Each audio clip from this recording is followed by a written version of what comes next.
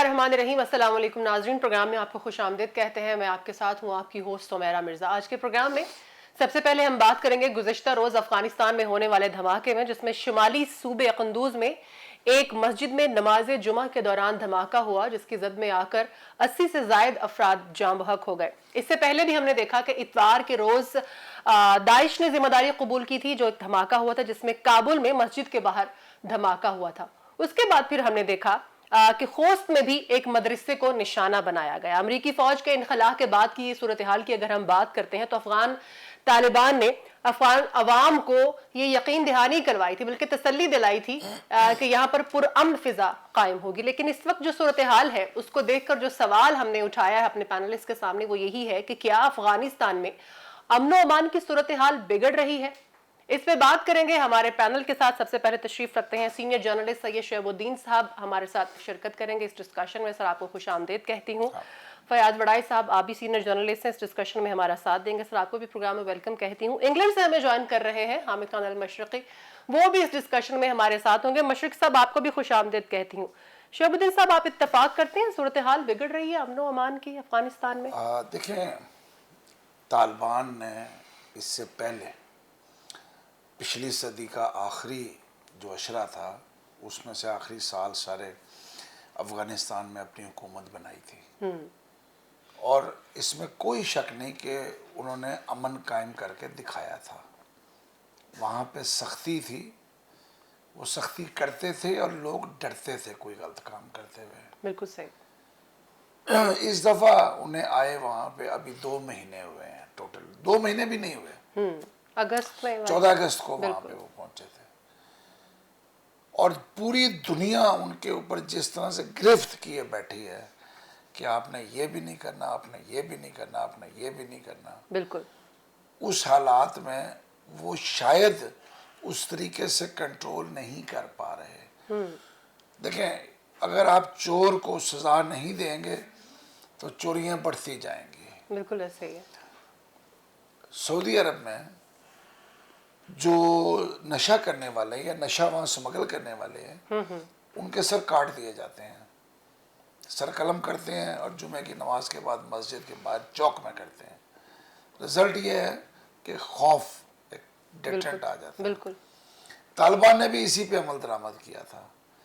इस दफ़ा वो एक जमहूरियत तो नहीं वो मानते, वो अपना ही जो इस्लामी नजरिया है उसके मुताबिक चलना चाह रहे हैं। सही। लेकिन ना अब वो बैन है।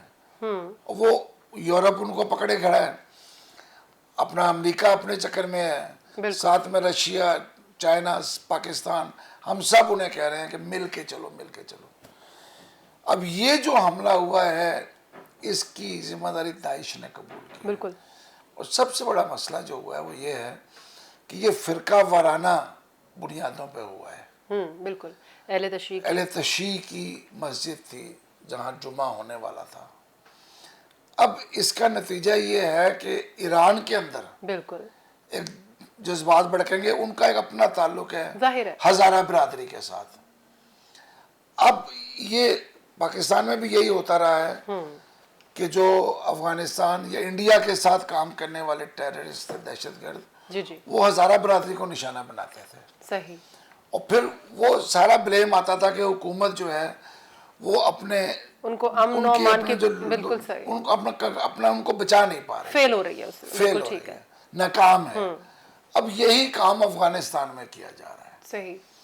तालिबान को इससे निपटना होगा, वरना जिस किस्म का मुआशरा है जी और जिस तरह वहाँ पे असला अभी भी मौजूद है और जिस तरह कबाइल वहाँ पे आपस में लड़ते हैं, ये हालात अच्छे नहीं रहेंगे और ख़राबी की तरफ। लेकिन शेख साहब, जो मौजूदा सूरत हाल है उसको देखकर आपको लग रहा है कि सूरत हाल अमनो अमान की बिगड़ रही है? सूरत हाल तो बिगड़ रही है कि लगातार वाक़यात हो रहे हैं। बिल्कुल बिल्कुल। आप अक्टूबर में देख लें, इसी महीने में देख लें, ठीक हो गया। ये 3-4 वाक़यात जो आपने सुनाए हैं वो इसी महीने के हैं। बिल्कुल ऐसे ही, और एक हफ्ते के अंदर। और जो टारगेट हो रहे हैं वो मस्जिद है, मदरसा है, मतलब टारगेट किसको किया जा रहा है?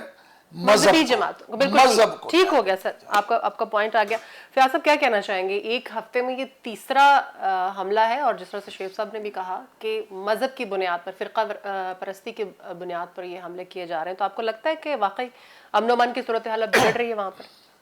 मेरा जो अमेरिका बहादुर है ना, उसका कोई ख़ास दोस्त और दुश्मन नहीं है, मुश्किल नहीं है।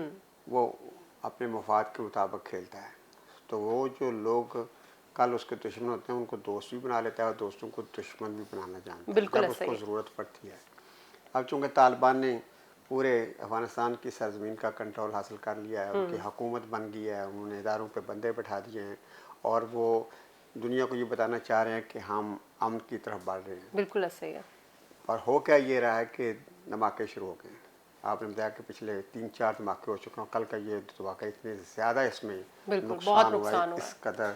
और मैं समझता हूँ कि ये यकीनन तालिबान के लिए तशवीश का बायस है और उनकी हुकूमत के लिए भी ये दर्द सर से कम नहीं है कि इतना बड़ा धमाका हो गया और उन्होंने जब काबल पे कंट्रोल कर लिया है और हर बंदा उनकी अब गिरफ्त में है।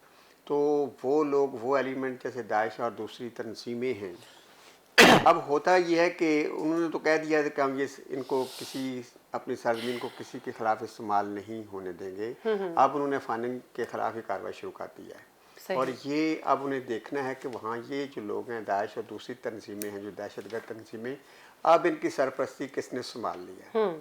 अब जो इंडिया अपना बैठा हुआ मायूस बैठा और रोना रो रहा है और अमेरिका बहादुर और यूरोपीय ममालिक सारे जिस शिद्दत गम में और परेशानी में है उनके साथ जो हुआ है, तो यकीनन उन्होंने अब इसकी सरपरस्ती संभाल ली होगी और अब वो चाहेंगे कि तालिबान को जो मकासद है इनको रोका जा सके, इनको खोखला किया जा सके। तो मैं समझता हूँ कि ये वही एक्टिविटी है जो मिलकर सारे कर रहे हैं, वो प्लानर। अब जो सरपरस्ती वाले उनको सारे बदल गए हैं। तालिबान की हुकूमत समझदार लोग हैं, उनको सारी चीज़ें देखनी पड़ेंगी, उनको सारे मामला देखने पड़ेंगे और ख़ास तौर पर जो फ़िरका वाराना तशद्दुद के वाक़या या इस तरह के धमाके हैं, इससे बिल्कुल उनकी जो मेन उनकी जो स्ट्रेंथ है उसको नुकसान पहुंचेगा। तो मैं समझता हूँ कि ये तालिबान के लिए मुश्किल हालात ज़रूर हैं, लेकिन मेरा ख्याल है कि वो इस पर सूरत हाल इतनी ख़राब नहीं, वो इस पर काबू पा लेंगे और वो लोग जो इसमें मुलव्वस हैं वो सामने आ जाएंगे, क्योंकि वो भी इसी शोबे से ताल्लुक़ रखते हैं और दोस्त को पहचान जाता है। बिल्कुल ठीक है, बिल्कुल ठीक। हामिद खान साहब, आप क्या कहना चाहेंगे इस पर? जी बहुत शुक्रिया सुमेरा। जो आपका पहला सवाल है, इसके अंदर मैं सिर्फ 2-3 चीज़ें मैं समझता हूँ कि जो सूरत हाल चल रही है पाकिस्तान की, जो मामला चल रहे हैं उसके अंदर हुकूमत के लिए जिस तरह का टफ टाइम चल रहा है, बाकी मामला को आप देखें तो मेरा जवाब इसको मैं ज़्यादा डिटेल मैं समझता हूँ कि शेर साहब ने और फयाज उड़ाई साहब ने बिल्कुल ठीक बात की है, काफ़ी हद तक सही रोशनी डाली है। मेरा इसमें जो जवाब है वो हाँ में है और मैं समझता हूँ कि आने वाला वक्त जो है वो सूरत हाल को मज़ीद वाज़ेह ज़रूर करेगा। ठीक हो गया हामिद साहब, आपका मौक़िफ़ भी आ गया। अगला पॉइंट डिस्कस करेंगे नाज़रीन। बलूचिस्तान में बनने वाली हुकूमत की अगर हम बात करें और अगर हम तारीख पर नज़र दौड़ाएं तो अक्सर ही अपना टेन्योर पूरा नहीं कर पाती, उसकी हर दफ़ा डिफरेंट रीजंस होती हैं। हालिया सियासी बहरान भी इसी सिलसिले की एक कड़ी है और उसको देखते हुए हमारा सवाल अपने पैनलिस्ट से यही है कि क्या जाम कमाल अपनी हुकूमत बचा सकेंगे शुएब साहब? देखिए, बलूचिस्तान एक मुख्तलिफ कबाइल्स में बटा हुआ है और वहाँ पे जो सरदार हैं वही हुकूमतें बनाते चले आते हैं, असम्बलियों में भी वही बैठे होते हैं। लिहाजा जब वो किसी से नाराज़ होते हैं तो एक ग्रुप इकट्ठा हो जाता है और वो वज़ीर आला के ख़िलाफ़ बगावत कर देता है। सही। मुस्लिम लीग नून के दौर में डॉक्टर मालिक नेशनल पार्टी के पहले वज़ीर आला बने, 2.5 साल रहे, दिसंबर 15 तक रहे वो। उसके बाद जनाब सनाउल्लाह ज़हरी साहब आ गए। सही। सनाउल्लाह ज़हरी के ख़िलाफ़ बगावत हुई, नवाज शरीफ साहब उन्हें बचाने नहीं पहुंचे, बार बार SOS अपील, SOS की कॉल करने के बावजूद। सही। शहीद खकान अब्बासी को वज़ीर आज़म को भेजा गया और उनको बिल्कुल मिलने से भी इनकार कर दिया वज़ीर आज़म को MNA MPs ने। लिहाजा उनको अपनी इज्जत बचाने के लिए वक्त से पहले इस्तीफा दे दिया गया। उन्हें समझाया गया कि आपने अगर इज्जत बचानी है तो असेंबली के फ्लोर पे मत जाएं, अदम एतमाद कामयाब हो जाएगी। ठीक है। आप इस्तीफा दे रिजाइन कर जाए, सही। ये कोई नई बात नहीं है, ये इससे पहले भी वहां पे होता रहा है। ठीक है। इससे पहले अख्तर मेंगल और ताज मोहम्मद जमाली के खिलाफ भी इसी तरह अदम एतमाद आई थी। ठीक। अदम एतमाद वहां पर फ्लोर तक नहीं पहुंचती, वो पहले ही वज़ीर आला अपनी इज्जत बचाने के लिए घर चले जाते हैं। अब जाम कमाल जो है उनका ये ख्याल है कि मैं इतना मजबूत हूं कि मैं खड़ा रह सकता हूं। ठीक है। लेकिन इस वक्त जो बगावत है वो अब्दुल कद्दूस बुज़ंजो लीड कर रहे हैं, और जहरी साहब के खिलाफ भी उन्होंने ही ये लीड की थी। आप ये देखें ना कि सनाउल्लाह जहरी उसके बाद मुस्लिम लीग नून में भी नहीं रहे थे, छोड़ गए पार्टी अपनी। बिल्कुल सही। अब जाम कमाल क्या बचा पाएंगे, ये बहुत बड़ा सवाल है। जाम कमाल का ताल्लुक कलात से है। कलात बहुत बड़ी प्रिंसली स्टेट थी वहां की। बिल्कुल सही। लेकिन बात यह है कि जाम और उनके वालिद जो जाम साहब थे, बड़े जाम साहब, उसमें जमीन आसमान का फर्क है, और आजकल के हालात का और 21वीं सदी का भी फर्क है। ठीक हो गया। जो अगले हालात नजर आ रहे हैं उसमें सरदार नजर नहीं आ रहे। अच्छा। क्योंकि जो पहले पिछले वज़ीर आला डॉक्टर मालिक साहब थे वो सरदार नहीं थे, वो ट्राइब के किसी कबाइल के सरदार नहीं थे। ठीक हो गया। तो अब हालात बदल रहे हैं। जाम साहब इस वक्त मुश्किल में है। ठीक हो गया। बजाहिर उनकी हुकूमत बचती नजर नहीं आ रही, क्योंकि चेयरमैन सेनेट भी जाके हुआ है। बिल्कुल। उनका कोई नहीं सुन रहा है इस वक्त। ठीक हो गया। मुझे ये नजर आ रहा है कि जाम साहब भी वक्त से पहले इस्तीफा देंगे, ठीक हो गया, ताकि इज्जत बचा, और ये अपना मुद्दत पूरी नहीं कर पाएंगे। नहीं, नजर नहीं आ रहा। ठीक हो गया। फयाज साहब क्या कहना चाहिए? मेरा जाम साहब को अब उनका कोई कमाल ही बचा सकता है। क्या? वरना आप जानती हैं कि जो ज़मीन तो उनके पाँव से आप सरकती जा रही है, और आसमान पे भी कुछ ऐसे ही मशवरे हो रहे हैं जो उनके हक में नहीं है। और आप जानती हैं कि जाम कमाल साहब का जो ख़ानदान है बहुत ज़बरदस्त लोग हैं और मुहिब वतन लोग हैं। और जब भी ये जो बलूचिस्तान में आप जानती हैं कि अलहदगी पसंद लोग और तंजीमें हैं, उनके खिलाफ हमेशा ये दीवार बनकर खड़े होते हैं। बिल्कुल इस सही। ख़ानदान ने हमेशा, उनकी ये खूबी है कि उन्होंने पाकिस्तान के हक में या पाकिस्तान की यकजहती के लिए आवाज़ बुलंद किया और उन कुव्वतों का साथ दिया जो पाकिस्तान को मुस्तहकम देखना चाहती हैं। तो मैं समझता हूँ कि ये बलूचिस्तान की सियासी तारीख तो आप जानती हैं कि इतनी दिलचस्प और मज़ेदार है कि कहते हैं कि एक दफ़ा सारे ही वज़ीर बन गए, पूरी की पूरी। तो उन्होंने सोचा सारे वज़ीर बन गए तो अब क्या करें, तो उन्होंने फिर एक बंदे को अपोजिशन लीडर बना दिया। उन्होंने कहा कि जो अपोजिशन की मराहत हैं वो भी तो कोई लेगा ना। बिल्कुल सही। तो उन्होंने एक बंदे को फिर अपोजिशन लीडर के तौर पर डिक्लेयर कर दिया। तो इस तरह की उनकी तारीख है। वो कुछ ज़्यादा वहाँ पार्लियामेंट रवायात नहीं है, जैसे शेख साहब ने कहा कि ट्राइबल लोग हैं। बिल्कुल बिल्कुल। कबीले के रस्म रवाज, उनको ज़ाती मुफाद बहुत अजीज़ है, और इंटरनल मुफाद ऐसे हैं कि उनकी कहानियाँ कुछ लोगों ने सुनी भी हैं, कुछ कहानियाँ जानते भी हैं कि वहाँ किस किस किस्म के उनके मुफाद हैं। तो मैं समझता हूँ कि कप्तान को, प्राइम मिनिस्टर को इस मामले में दिलचस्पी लेनी चाहिए थी। सारी सूरत को देखना चाहिए था संजीदगी से। बड़ा अहम सूबा है पाकिस्तान का, बिल्कुल बिल्कुल, लेकिन गेम चेंजर सूबा है जी। अभी तक जो PTI की हुकूमत है और जो उसके प्राइम मिनिस्टर उनकी तरफ से उतना दिलचस्पी का मुजाहरा नहीं किया गया, उतना थिंक ओवर नहीं किया गया चीज़ों को, और ना ही इनको संभालने की कोशिश की जा रही है। और पिछले 2 महीने से ये जो मामला जा रहे थे वो अब मज़ीद बिगड़ते जा रहे हैं। जाम साहब बेचारे काफ़ी लोगों को मिले हैं, कुछ वज़रा के घरों में भी गए हैं, दूसरे पार्टियों, सारे उन्होंने तरीके इस्तेमाल किए हैं। बल्कि आज की ये खबर है कि उन्होंने JUI से भी रब्ता किया और मौलाना गफूर आदरी साहब से भी कुछ मदद मांगी है, जो मौलाना ने उनका पैगाम मौलाना फजल रहमान को भी पहुंचाया है। लेकिन अभी तक उनको ज़्यादा सुनवाई नज़र नहीं आ रही। तो इस सारी सूरत हाल में लग रहा है कि जाम कमाल शायद इन मामला को संभाल ना पाएँ, क्योंकि लोग जो हैं वो अपने मुफादात में सारे इकट्ठे हो गए हैं, और वो अब या तो उनको सारी चीज़ें मिल जाएं या फेडरल गवर्नमेंट उसमें कोई बड़ा मजबूत किरदार अदा करे, तो फिर वो भी नज़र नहीं आ रहा। वो नज़र नहीं आ रहा, क्योंकि वो लगता है कि जैसे ना वफाकी हुकूमत थोड़ी सी ला ताल्लुक सी है।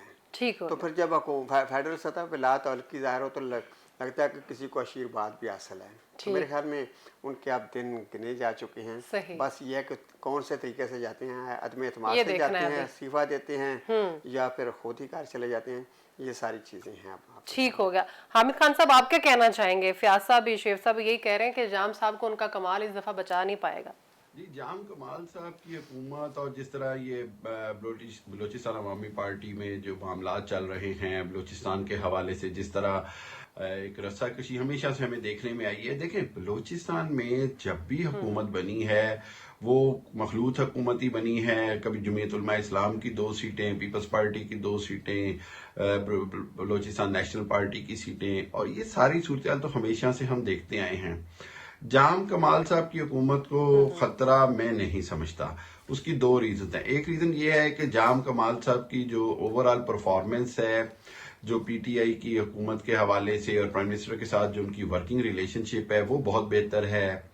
स्टैब्लिशमेंट के हवाले से भी वो काफी बेहतर रवैये के साथ चल रहे हैं, कोई महाजराई नहीं है। और मेरा ख्याल ये है कि आने वाले दिनों में जाम कमाल की हुकूमत तो खतरे में नहीं। अलबत्ता ये जरूर है कि इलेक्शन के बाद क्या होता है, पीटीआई कितना वहां पर अपना असर रसूख दिखा पाती है, या पीटीआई कोई सीटें लेने में ज्यादा कामयाब होती है या नहीं, ये एक अहम सवाल जरूर है। लेकिन जाम कमाल साहब की हुकूमत को मैं समझता हूं कि खतरा नहीं है। अलबत्ता ये जो डिप्टी स्पीकर का मामला हुआ, फिर स्पीकर साहब का मामला आ रहा है, फिर अब ये जो सूरत हाल है, इस सारी सूरत हाल में 2-3 चीजें समझने की जरूर है। एक चीज तो ये है कि बलूचिस्तान में हमेशा से हुकूमत जो है वो वही चला सका है जिसने सबको लेकर साथ चला है। हमने पिछली हुकूमत में भी देखा, उससे पहले रईसानी साहब के दौर में भी देखा कि सबको साथ लेकर चलने वाले के लिए ही कामयाबी है। और मेरा ख्याल है जाम कमाल जो है वो मामला को कोशिश करेंगे कि जल्द अज जल्द खुश असलूबी से निपटाएं। तो बाकी ये है कि आने वाले दिनों में आप देखेंगे कि पीपल्स पार्टी भी अब बलूचिस्तान का रुख कर रही है और पीटीआई को भी वहां पर अब अपने जलसे करने पड़ेंगे, अपनी ताकत दिखानी पड़ेगी। लेकिन जाम कमाल साहब की हुकूमत को खतरा मेरे नजदीक तो नहीं है। जी ठीक है हामिद खान साहब, आपका मौकिफ भी आ गया। नाज़रीन, अगला इशू डिस्कस करेंगे मीनार पाकिस्तान में पेश आने वाला वाकया और फिर उसके नतीजे में बनने वाला केस।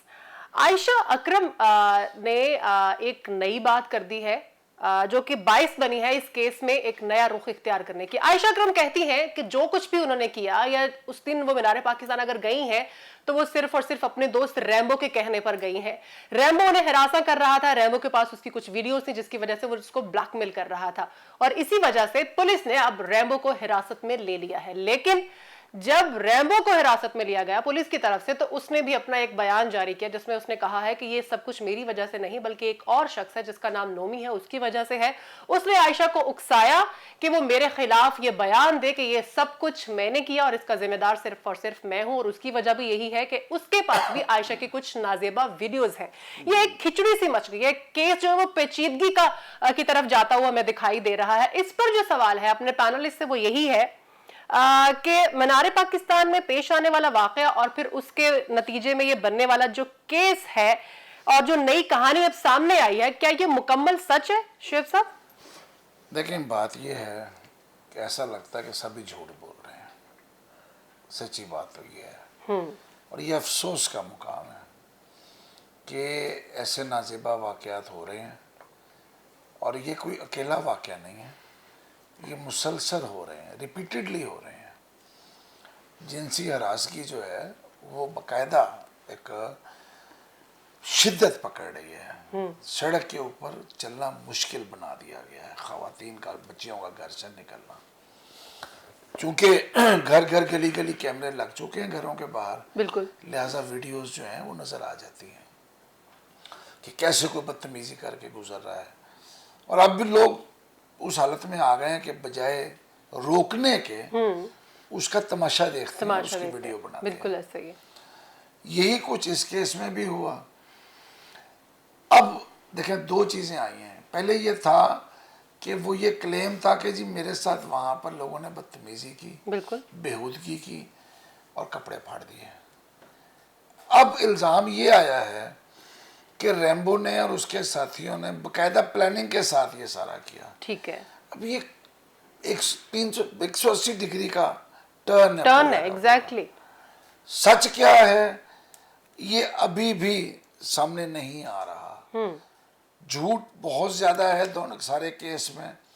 दोनों एक दूसरे अपनी अपनी खाल बचाने की कोशिश कर रहे हैं। बिल्कुल सही। रैम्बो ने जो बयान जारी किया है उस पर पुलिस वाले भी मुअत्तल हो गए हैं कि उसने हवालात के अंदर से कैसे ये बयान जारी किया। बिल्कुल ऐसे ही है, वो बिल्कुल। थाने की हवालात में था, वहां उसको कैसे एक्सेस दी गई कि वो अपनी सोशल मीडिया पे अपना पैगाम डाले। बात तो ठीक है, बिल्कुल। वो सुबह अदालत में गया था, वहां पे वो बात कर लेते लोग उससे, लेकिन अब ये नजर आ रहा है कि कैसे लोग पैसे लेते हैं। पुलिस वालों ने पैसे लेके उसका बयान जारी करवा दिया। ऐसा ही है, बिल्कुल ऐसा ही। तो चीजें जो हैं वो बहुत गड़बड़ हैं। सच अभी भी सामने नहीं आया, जहां तक मेरा जाती ख्याल है। ठीक है अभी इसमें से कुछ और भी निकलेगा। अभी बादशाह ने पकड़ा जाना है जी, जो बादशाह पिंडी भी- वाला है। बिल्कुल बिल्कुल। जब बादशाह पकड़ा जाएगा ना तो उसका बयान सामने आने दें, ठीक क्योंकि उसको मरकजी किरदार कहा जा रहा है। सो वेट कि बादशाह पकड़ा जाए। अभी 13 में से 8 पकड़े गए हैं, बिल्कुल। 5 अभी बाकी हैं। कहाँ पे 400 थे, कहाँ अब 13 पे आ गई कहानी। बिल्कुल बिल्कुल ऐसे ही। 104 पकड़े गए थे, 6 बीच में शनाख्त हुए। बिल्कुल ऐसा ही है। बड़ी बदकिस्मती है। अब तो सच्ची बात है, डर लगता है सही अपने कह रहे। बच्चों के फैमिली के साथ बाहर जाते हैं। ठीक है, यानी आपका कहना है अभी ये मुकम्मल सच नहीं है, अभी कुछ और अभी बातें भी भी नहीं सामने। है, अभी भी सच नहीं बिल्कुल है। ठीक है। चीजें खुलेंगी। ठीक है, फियाज साहब क्या कहेंगे? हमने देखा कि जब ये वाकया पेश आया तो सोशल मीडिया पे भी, मेन स्ट्रीम मीडिया पे भी, जहां पर भी बात हुई रैम्बो के खिलाफ, तो आयशा ने उल्टा उसको डिफेंड किया, उसको प्रोटेक्ट किया, और अब एकदम से यू टर्न लेकर रैम्बो के खिलाफ हो गई। मुकम्मल सच है ये? सुमेरा, वो एक कहते हैं ना कि शरीके जुर्म ना होते तो मुखबरी करते हैं। अब जितने भी शरीके जुर्म थे उन सब ने मुखबरी शुरू कर दी है इस केस में। आप देख रही हैं ना कि जब ये शुरू हुआ किस तरह एक सस्ती शोहरत के लिए शुरू हुआ, सस्ते ज़ेन और छोटे ज़ेन और मामूली लोग जिन्होंने अपनी पस्त ख्याली से सारे खेल का आगाज़ किया, और इससे हमारा मुल्क कितना बदनाम हुआ, कितनी जागनसाई हुई, और किस तरह इसको पूरी दुनिया में उछाला गया। बिल्कुल। और फिर जब पहले शोर मचाएगी, यहाँ इसमें 400 बंदा है, 400 बंदा, उसमें बहुत सारे लोगों को पकड़ा गया, फिर उन्हें छोड़ा गया, फिर महदूद लोग बेकसूर थे बहुत सारे, जिनकी शनाख्त परेड हुई, और फिर उनको पकड़ा गया। और अब जो नई कहानी आ गया कि नहीं जी, असल मुजरम जो है वो रैम्बो है। रैम्बो ने नोमी का नाम ले लिया, नोमी किसी और का नाम लेगा, और फिर बादशाह से फिर वजीर की तरफ खबर आ जाएगी। तो ये कहानी जो है ये किस्तों में चल रही है। अगर आप बुनियादी तौर पर देखें तो ये वो लोग हैं जो जिनके बारे में अभी हम बात कर रहे थे कि इनको सिर्फ शोहरत चाहिए। बिल्कुल सही। उनको ये नहीं चाहते कि हमारी नेक नामी में शोहरत हो, वो कहते हैं बदनामी में भी हमारी शोहरत हो, ये मामला चलता रहे। वो नई नई चीज़ें सामने ला रहे हैं। और मैं समझता हूँ कि इसमें पुलिस को थोड़ा सा, और जो भी सिक्योरिटी वाले सारे केस को मॉनिटर कर रहे हैं, ये केस थोड़ा सा अच्छे मानों में नहीं फैल रहा और आगे नहीं चल रहा। इसको वाइंड अप की तरफ जाना चाहिए और इसको सीरियसली लेना चाहिए। जिस तरह रोज़ एक कहानी आती है और फिर उस कहानी को जिस तरह प्ले किया जाता है, उसको उठाया जाता है और फिर एक नई कहानी आ जाती है, तो ये तो एक बहुत बड़ा सीरियल चल रहा है। यानी कि आयशा अकरम प्लस रैम्बो, ये तो एक सीरियल चल रहा है जो एक ऐसे क्लाइमेक्स की तरफ जा रहा है कि जो उनको शोहरत चाहिए। बिल्कुल सही। तो मैं समझता हूँ कि ये अभी भी सच नहीं है, सच बिल्कुल नहीं है, लेकिन पुलिस सच जानती है, सिक्योरिटी वाले इदारे जानते हैं, उनको पता चल जाता है सच क्या है। मेरे ख्याल में अब उनको सच को कंट्रोल कर लेना चाहिए और मज़ीद झूठ इस केस में आगे ला कर इस मुल्क की मज़ीद बदनामी नहीं करनी चाहिए। और जिस तरह शेर साहब ने कहा कि जिस तरह खौफ फैल रहा है लोगों में, तो जो लोग हैं जिन्होंने गलत हरकत की है, छोटी हरकत की है, उनको सामने लाना चाहिए, उनको सजा मिलनी चाहिए। और ये अच्छी बात है कि असल हकीकत का पता चले कि असल मुजरम कौन से। ये को बहुत बड़ी मुल्क की जो बदनामी हुई है, ये गलत बात थी और चंद एक घटिया या छोटी से इनके लोग थे जिन्होंने ये हरकत की है। और अब देख लें जिस तरह वो 3-4 बंदे जिन्होंने ये सारा प्लान किया था, जिस तरह की बातें सामने आ रही हैं, ये नज़र आ रहा है कि ये बिल्कुल प्लान चीज़ था और एक घटिया प्लानिंग की गई थी। तो उनको उस बात का नतीजा भुगतना चाहिए। तो अभी बहुत सारी चीज़ें इसमें आएंगी और ये मेरा ख्याल है कि ये चूँकि इसमें लोगों की दिलचस्पी भी हो गई है और सोशल मीडिया पे ये केस लोग इसको फॉलो भी कर रहे हैं, तो ये चलता रहेगा। ठीक हो गया। हामिद खान साहब, आपका क्या मौक़िफ़ है इस केस के बारे में? देखिए सुमेरा, बात ये है कि हमने तो शुरू में भी कहा कि आयशा अकरम केस को पाकिस्तान की बदनामी के लिए इस्तेमाल किया गया है। बहुत ज़्यादा बदनामी हुई पाकिस्तान की इसमें, और आप देखें कि जो सूरत हाल आगे बन रही है उसके अंदर भी कोई ऐसी चीज़ नहीं है कि मैं समझूंगी कोई नई बात हो। बात तो ये है कि क्या इन टिकटॉक स्टार्स को क्या पाकिस्तान का नाम मिसयूज़ करने की इजाज़त होनी चाहिए या नहीं। क्या पाकिस्तान के अंदर आज़ादी के नाम के ऊपर अवाम जो हैं वो कुछ भी वो जो अबाइश लड़के हैं वो कुछ भी कर सकते हैं? किसी सूरत नहीं। सो दोनों एंड के ऊपर जो गलत बातें हैं उनको हमें मानना पड़ेगा, उनके खिलाफ कानून साजी करनी पड़ेगी, हुकूमत को उसके खिलाफ एक्शन लेना पड़ेगा।